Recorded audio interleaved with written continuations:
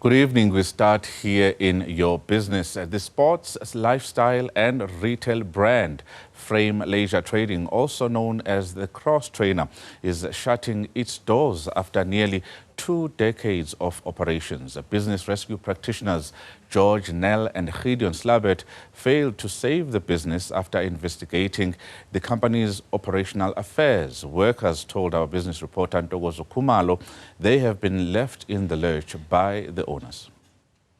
A month ago, the business rescue practitioners of sports, lifestyle and retail brand Cross Trainer were confident the company could be saved. The message is stay positive.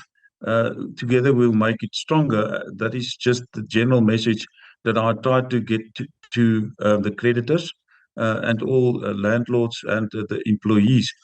A month later, the story changed, leading to Nell standing before shut doors as the business was liquidated due to cash flow problems stemming from the COVID-19 pandemic. One employee from a branch in Limpopo has been with the company for a decade and says the family-owned business did not communicate its troubles to workers. Communicate the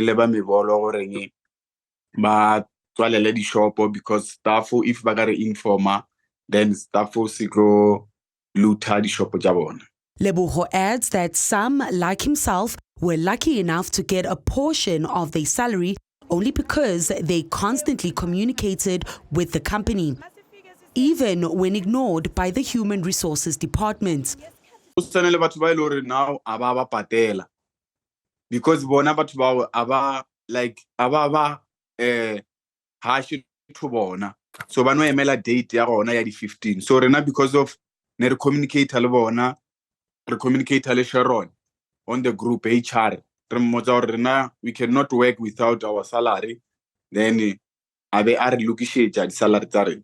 Sifiso Molefe worked for a branch in Alexander and Mall of the South in Johannesburg for 3.5 years.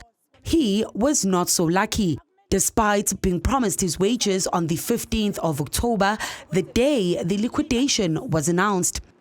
Manje ngimele amaphepha wami we-UIF ngimele nomholo wami na next bakangibhadali next.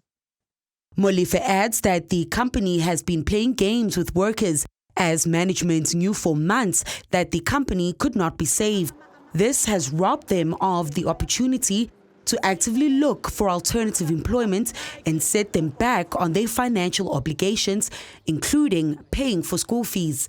According to the liquidation notice by the business rescue practitioners, the company has yet to pay its employees' salaries in full for September this year.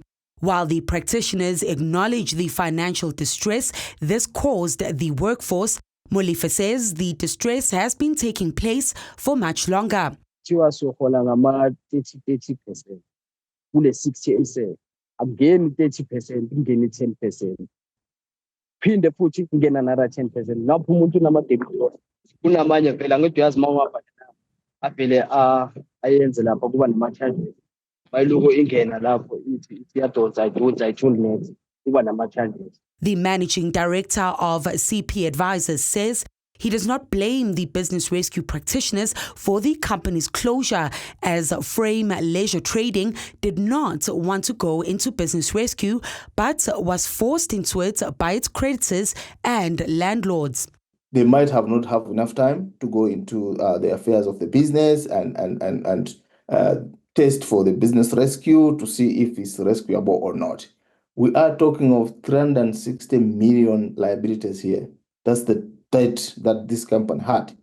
The notice of liquidation reveals that the majority of the company's landlords have taken serious steps to cancel their lease agreements, so the company has to vacate all premises immediately. Piri is concerned this will put workers further back in line with those waiting for their dues.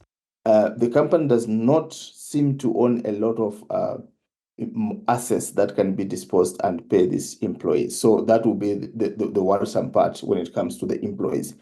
Efforts to get in touch with the owners of the company failed, with Newzroom Afrika directed to the business rescue practitioners. For Newzroom Afrika on Channel 405, I'm Ntokozo Khumalo in Johannesburg.